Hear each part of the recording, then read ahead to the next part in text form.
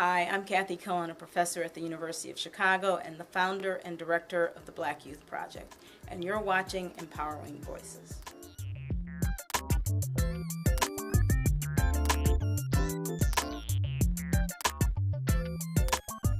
Empowering Voices welcomes for the first time to our community Cathy Cohen, the David and Mary Winton Green Professor of Political Science at the University of Chicago and the founder of the Black Youth Project. Welcome to Empowering Voices. Thank you so much. It's a thrill to be here. Tell us, first and foremost, we're living in a time period at this very moment where there are states in America who have intentionally put into act a voter ID law, and that is suppressing thousands, perhaps millions of young people. Would you speak to that? Sure. I mean, we want to put this in context. The first thing is the contrast. In 2004, 2008, we saw actually record numbers of young people of color go to the polls. In fact, African American youth turned out at higher rates than we've ever seen among any group of 18-year-olds in 2008. It was clearly a historic election. It was also a moment where we were expanding the franchise, including more voices into the democratic process, everything that we would want.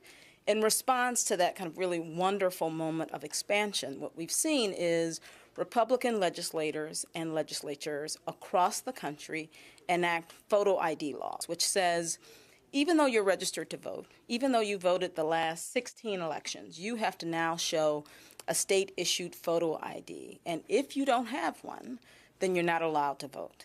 And what's going to happen, we believe, is in fact lots of those young people who turned out in 2008, lots of young people who want to turn out for the first time in 2012, they're going to show up and not know they need a photo ID, and they're going to be rejected the right to vote. How can we prevent that from happening? Sure. So first of all, let's make sure we understand the numbers. We're talking about 700,000, possibly 1 million young people of color being denied the right to vote. So it is incumbent upon us to make sure, first of all, that they know that these laws have been enacted. The second thing we have to do is support all the civil rights organizations who are mounting legal challenges to these laws to try to strike them down. And it's not just photo IDs, it's early voting in Ohio and Florida, it's purging the rolls in Florida. We have to say, in fact, that we are going to stand the line and fight for our voting rights. The third thing is we have to make sure that the young people that we care about get photo IDs. We need to make sure that they go to the polls. We need to make sure, in fact, that their voices are heard. We can't allow this to happen. We can't allow this type of disenfranchisement to go forward. And so it's really incumbent upon us to do the work of getting people what they need to vote.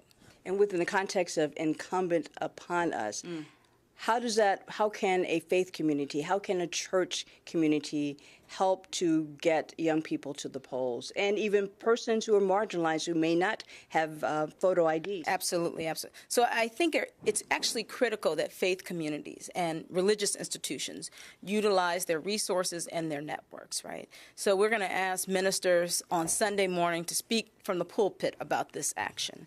We're going to ask the deacons and assistant ministers to build groups that will respond to this.